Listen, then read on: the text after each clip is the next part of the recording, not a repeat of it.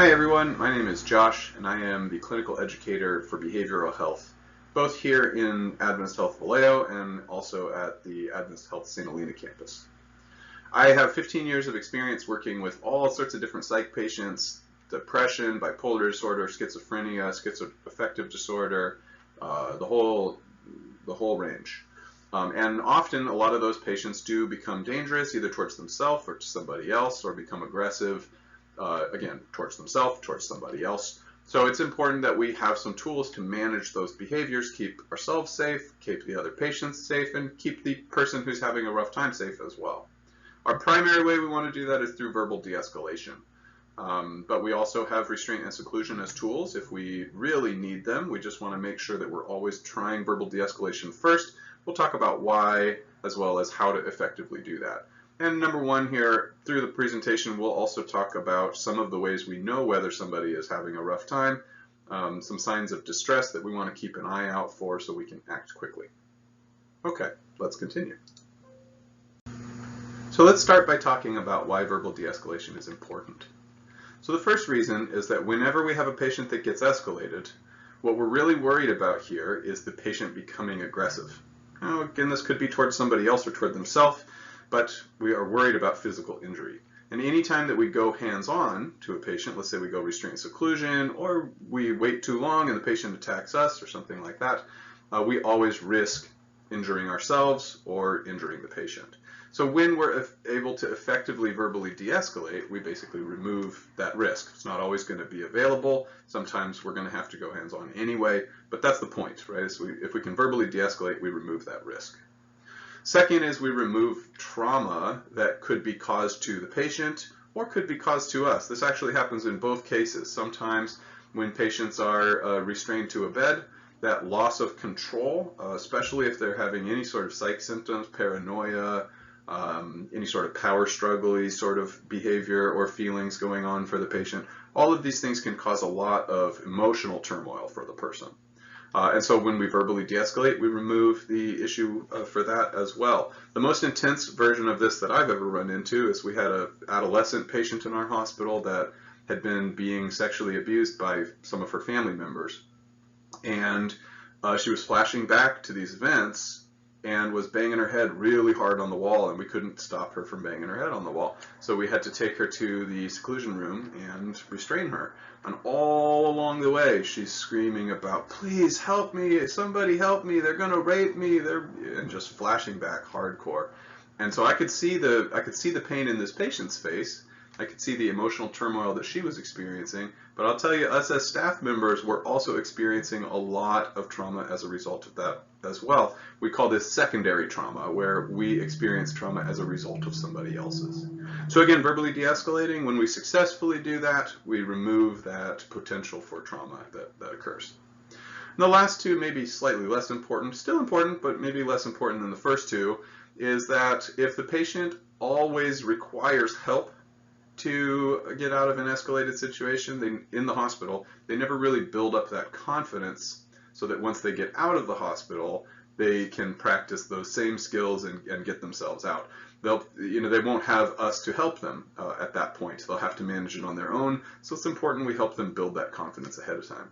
And then last but not least, there's not much that builds more rapport than helping somebody out of an escalation without having to force them, without having to tie them to a bed or stick a needle into them that they don't want.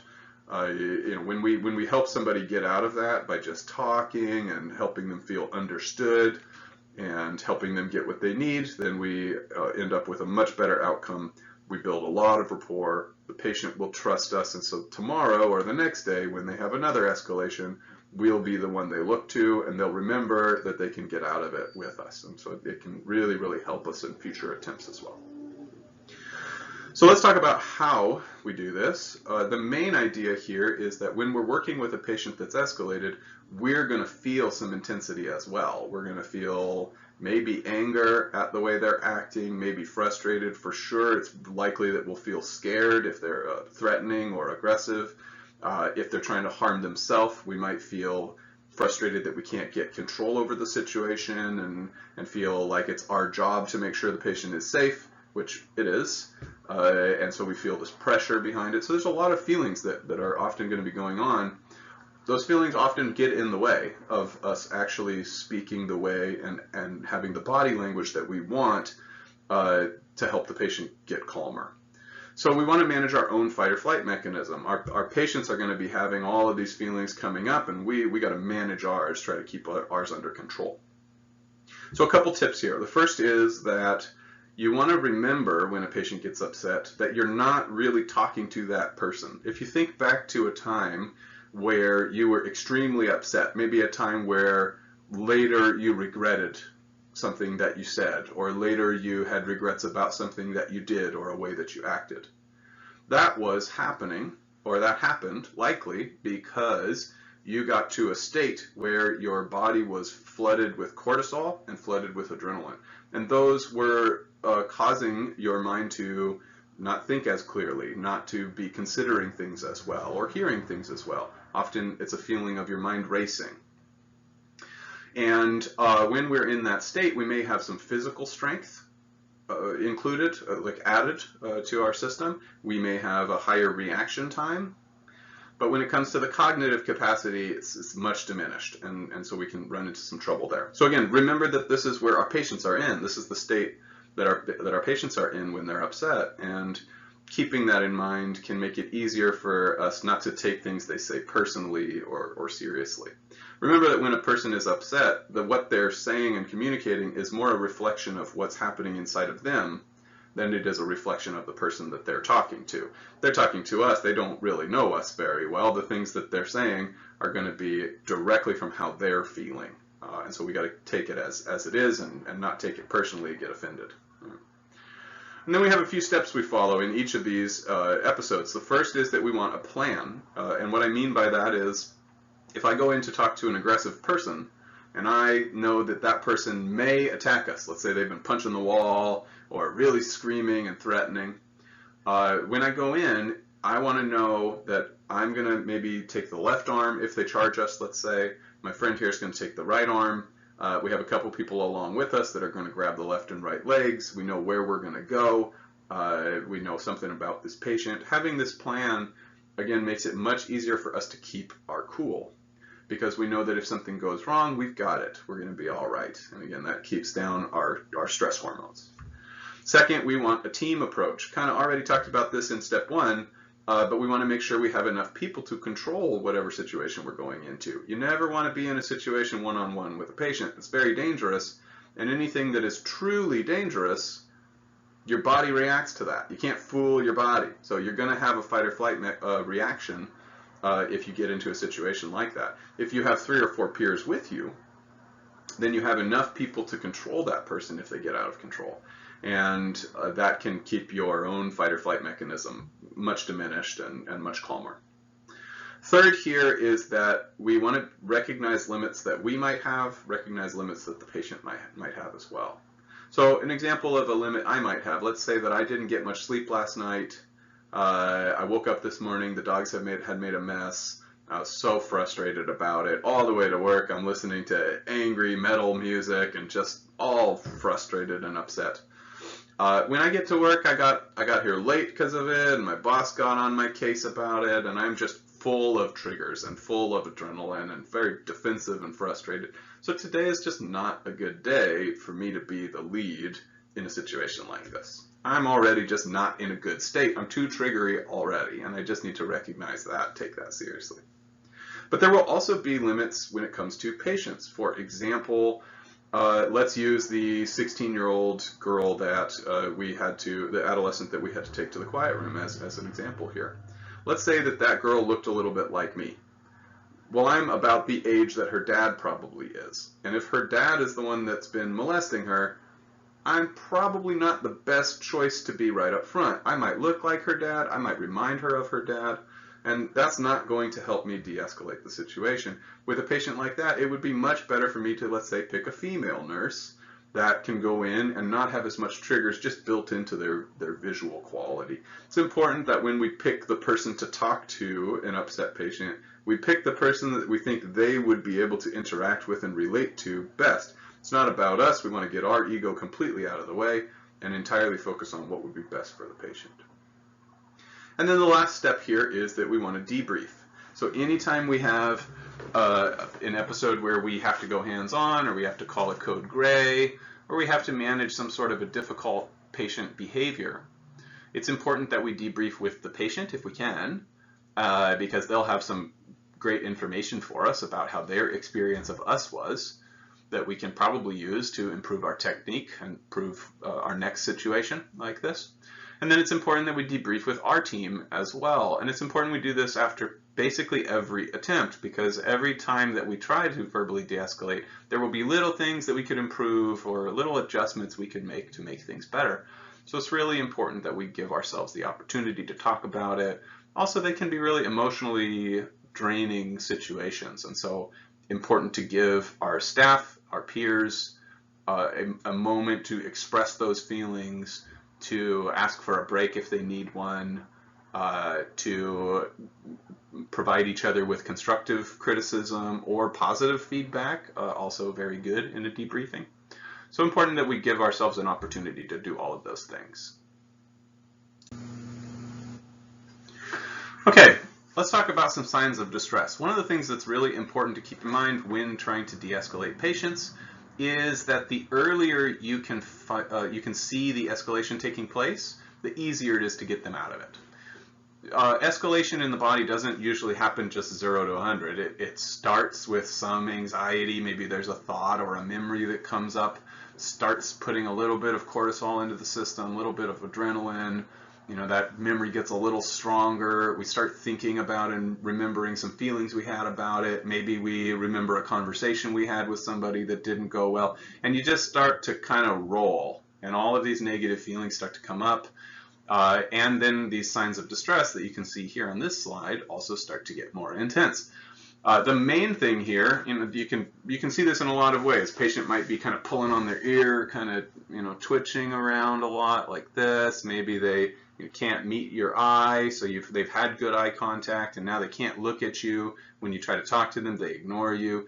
Maybe they have been pacing up and down the hallway, but now lately, in the last couple of hours, they've been really isolated in their room, not talking to anybody. That change of behavior is something we would want to check in on. And the opposite is true too. So if a patient had been isolative in their room for the last couple of days, and now they're up pacing the hallway real quickly, well, what happened, right? Did they have a bad phone call? Did they learn something about their discharge plan that they didn't like? Did they get into it with their roommate or their nurse, or what's going on? It's like something may have triggered this change in behavior. So it's important we go over and just do a simple check-in. It's very easy. We just go over and say, hey man, anything I can do to help? How you doing? Something simple like that is totally fine. And we get ahead of this escalation, try to get maybe a PRN to the person, or maybe just have them talk to us and get some of that energy out. You can see some other things here. Any mood change is something we want to look out for. Fidgeting. I talked already about, sometimes people are twitching around, or they're scratching on themselves, or they're pulling on their fingers, or doing any of these sorts of signs of anxiety. Important to check in. The earlier that we can catch this, the easier it is to get the person out of the escalated episode. Okay, next let's talk about the 4 pillars of verbal de-escalation. So the first one here is that when a patient is escalated, we want to give them our undivided attention. It's really important that an upset person feels like they're the center of the universe. If they feel that our attention's going anywhere else, they'll feel unimportant. It'll increase this feeling of being not listened to or being unheard. So we want to really pay close attention to the person. We do this in a number of ways. The first is through body language cues. So we want to be facing the person, keeping some eye contact with them. Match your eye contact up with their comfort level. You don't want to just stare a really anxious person down. At the same time, you don't want to be staring off into space while the person is talking to you, or they won't feel listened to. So we find some sort of middle ground there, feel out what their comfort level is. And then of course we want to have a relaxed stance. Really important for us not to be like standing with our arms crossed like this. This will often communicate condescension. Will sometimes communicate that maybe we're judging the person, whether we actually are or not. Just that body language communicates that to patients sometimes. So really important for us to be very conscious of the way that our body looks, how we're moving around and thinking about how the patient might perceive that. When the patient is talking, we want to make nods or body movements that encourage the person, show that we're listening, make little noises. So it might be something just as simple as right? This sort of reassuring, encouraging sound that helps bring the person along with us. And then, of course, we want to make sure that the person knows who we are, and we want to practice active listening. And what I mean by active listening is that you want to repeat back to the person what it is that they said and ask them whether or not you got it right. So this is important for a couple of reasons. You may have not actually got it right. Even if the person said what they meant, we might have misinterpreted it. They may not have said it exactly how they meant. If the person's upset, then they're not really thinking super clearly either. So important for us to repeat it back, ask them if we heard them correctly. This also communicates that we're really trying to understand and that we don't just assume that we do. And patients will really appreciate that effort. And then last here, I want to talk about this. We're all mirrors. And again, what I mean by this is that if I'm screaming and yelling at you here, you're going to feel angry. If I'm putting you down and I'm attacking you and I'm saying that you're, whatever sort of way, you're going to feel that same emotion. You're going to feel very frustrated, maybe defensive, which is kind of a version of anger. If I'm crying and I'm telling you how I lost my dad last week and I'm just so sad about it and I'm so depressed, tears are streaming down my face, you're going to be feeling that feeling. This is basically empathy, right? We talk about this as empathy. But this is important because when a patient's upset, that emotion that they're sending our direction, if we aren't paying attention to it, will also mirror back from us. We will start to escalate as well. They will then take that escalation and mirror it back at us. We'll take that escalation and mirror it back at them. And we get this sort of, upward spiral of negativity, of escalation. So the trick here is to control our own reaction and make sure that we're sending out the calm. I call this bring the calm. We bring the calm to the patient. Because the patient's going to be sending you all sorts of intensity. So the trick is to calm ourselves, send back calmness, and hopefully get some of that to mirror off of the patient rather than the other way around. The second pillar here is that we want to be non-judgmental. So again, body language is very important here. Crossing arms is another one of those things that can communicate condescension. If we stand over the patient, this can happen as well. We have children here at our hospital in Vallejo, and so when I'm talking to shorter kids, I'll get down and I crouch down on the ground, do a little squat, maybe sit on the bed, something like that, so I can get down to their level and they're not feeling like this big towering guy is just over the top of them. So we really want to get getting a feeling of peers with the patient, or having the patient feel that we really care about them. We don't see ourselves as better or more or anything like that. We're just at their level, trying to match up with them and be non-judgmental. We're trying to understand. So this is very important. Another thing to point out here, this is not the time for feedback. I don't know if you guys have had this experience. I certainly have, where I was really upset and really sure that I was right about something, maybe arguing back and forth with my brother about it or something.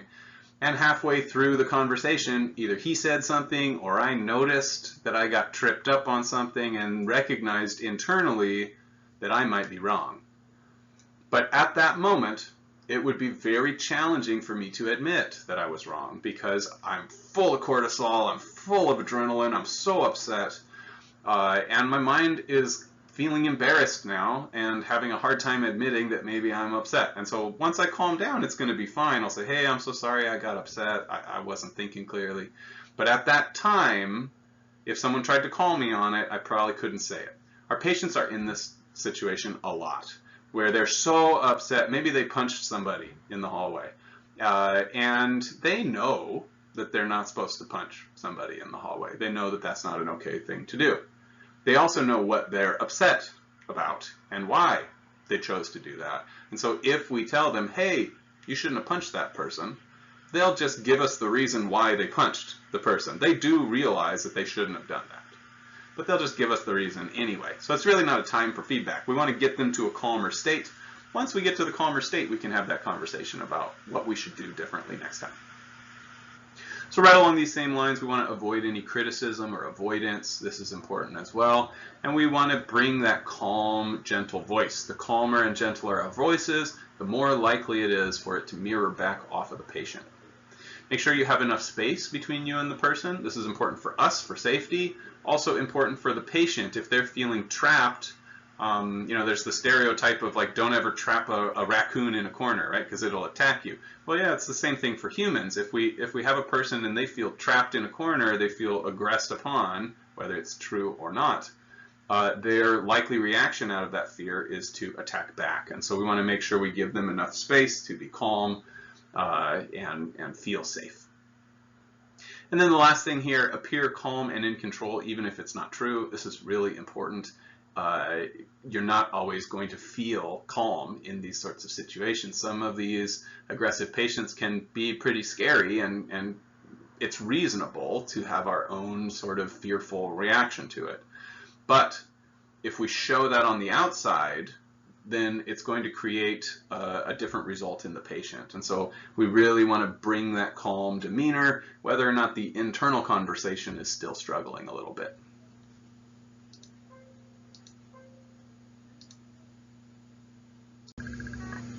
The third pillar here for verbal de-escalation is to focus on the feelings.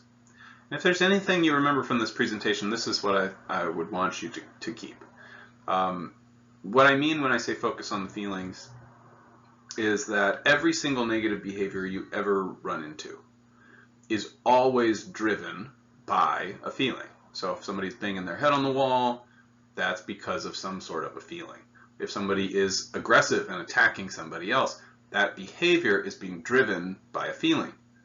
If somebody's hurting themselves, there's some sort of internal feeling that's driving that negative behavior.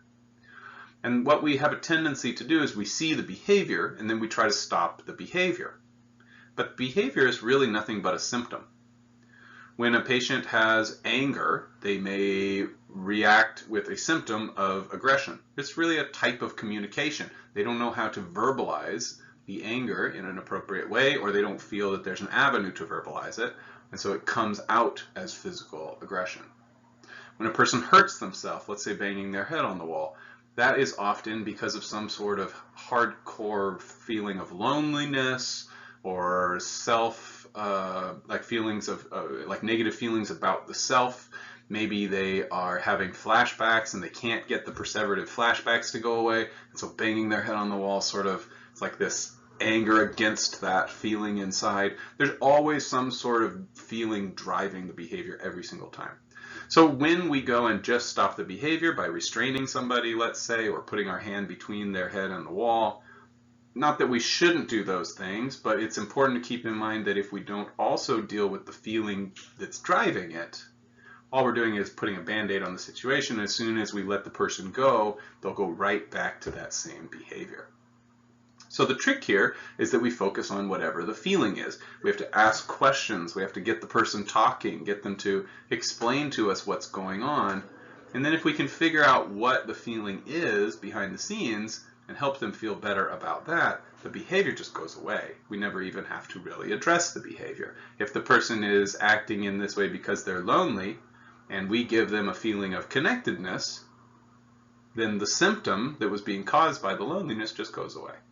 If the patient is aggressive and attacking people because he's scared, let's say, well, if we help the person feel safe, the aggression just goes away. So again, I want you to really think about this, keep this in mind. We don't want to argue with patients. We just want to listen and understand what the feeling is, because that's their experience of their world, of their situation. And the more we validate those feelings, the more we don't necessarily have to agree, but we validate that it's their experience and that that's true to them, the more they will feel understood, listened to, and the more effective we'll be at motivating them to have better behaviors or less dangerous behaviors. And then our last pillar here is clarify. So with clarify, what we mean is that you're going to often have to say things multiple times. When a patient is really upset, we may need to say some simple, concise phrases to help sort of reorient them to what's going on. One sample phrase here is, "This is a safe place. We're here to help." These are two very simple statements we can use on a regular basis. You may need to say them multiple times in a row to get them to sink in to the patient's mind, because the patient's mind is racing and upset and again, not hearing all the communication well just because of those elevated adrenaline and cortisol levels. When you have to repeat something multiple times, it is very important that you keep the same calm tone of voice, that you don't get angry or frustrated, or at least don't outwardly get angry and frustrated. Because inside, after you say something 10 times in a row and the patient still hasn't heard it, it can get a little bit annoying. But if we express that annoyance, if we express that irritation, the patient will feel like it's directed at them, and back to we're all mirrors, they'll mirror that right back at us. They'll get defensive, they'll get frustrated. A big part of de-escalating a patient's situation is just not to incite defensiveness, just to make sure that nothing that we say, no body language that we exhibit, that nothing we do incites a defensive reaction from the person. Because as soon as they're defensive from you or against you, then you're not going to be the person they're listening to anymore. They're just going to be trying to tell you why it's not their fault. So really, really important for us not to get into the blame game. Just clarify, this is a safe place. We're here to help. What can we do to help you? Okay, now that we've gone over verbal de-escalation, let's talk about what we do when verbal de-escalation doesn't work. So restraint and seclusion is our last resort here. So this is what we do if we can't calm the situation down without actual physical control.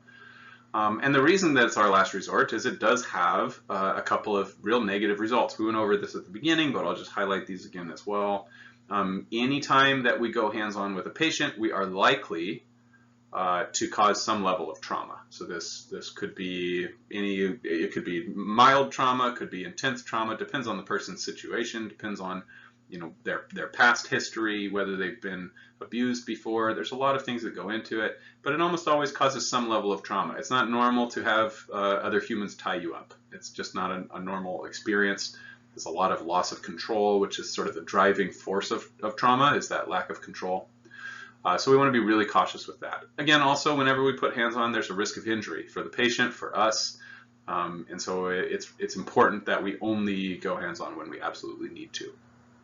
If you do need to, make sure you use a team approach. It's dangerous as heck to go in one-on-one with a patient, even if you feel that you're bigger than the person. They could bite you. They might be surprisingly strong or agile. It's very, very important for us to have multiple people, at least 2 when you're going in to physically control a person, and really you should have 4, so that you have 1 person for each limb. If you need to wait, you may need to wait. Make sure that you have enough people to manage these situations. If you get charged, you get charged. So the fight might come to you, but if you have the option, then it's very important for you to pause and wait until you have enough people to go in safely. Again, always attempt verbal de-escalation first, and keep in mind that there are only 2 reasons legally that we can restrain somebody. It has to be safety-based. So the 2 reasons are imminent danger to self or imminent danger to others.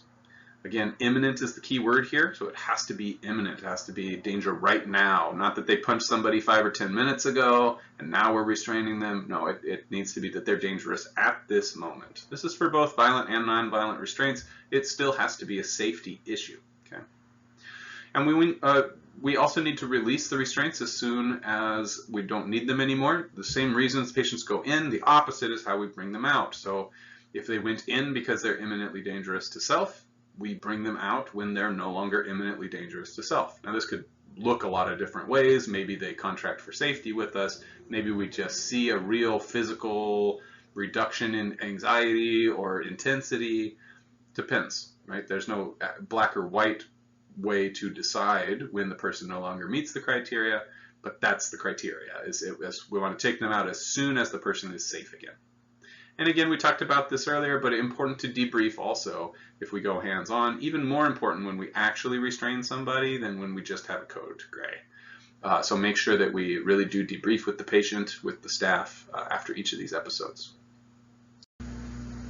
Okay, and last but not least, let's talk about the time frames and the requirements in order to do restraints so that we give patients all of the rights that they are required to have. So for non-violent restraints, which we sometimes use on med-surg floors, maybe patients are pulling lines out or something like that, the order can actually go for a full 72 hours before it needs to be renewed by a doctor. Patient does still need to be monitored, so we keep continuous monitoring of them, and we document them on them at least every 2 hours. And we, just like violent restraints, have to do what's called a face-to-face assessment. So this is an assessment that's done within an hour of the patient going into restraints. It can be done by a registered nurse. It can be done by a doctor of any sort, really. And the assessment is to ensure that the patient is physically okay, to see that they're emotionally all right, to see whether trauma has occurred or if the patient is emotionally stable. And then also to give a recommendation of whether or not the patient is ready to come out of restraints or not. We want this to be somebody that was not involved in the code because we want it to be a third party, like non-biased opinion on all of these things. So it's very important we do that. For violent restraints, most of the same things apply here. We do still need continuous observation. We definitely need to do a face-to-face, very important, but our time frames are a lot shorter. So for adults, which at St. Helena we have pretty much exclusively adults here, so for violent restraints, 4 hours would be the time frame before we have to call a doctor for another reorder. We have to call initially when we put the restraints on, and then we have to call at least every 4 hours to do reorders on these if we want to keep them in. 4 hours is a long time to have somebody in violent restraints. We want to give them some medications, help them get calm, and get them out of restraints much sooner than that, but that's the maximum amount before we would have to call the doctor back for another. For adolescents and kids, the time frames have to be shorter because of the significant trauma that this can cause.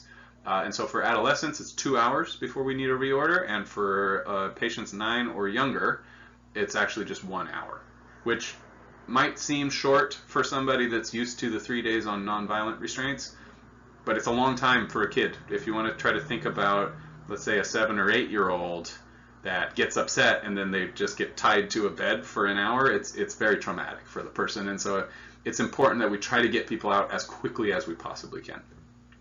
Again, continuous observation face-to-face still required, very important. People can be very harmed they can harm themselves in restraints if we don't watch them. So super important, the patient's always on a one-to-one when they're in restraints. And if we ever have somebody in violent restraints for 24 hours, a physician actually has to come in and take a look at the person, not just a nurse at that point.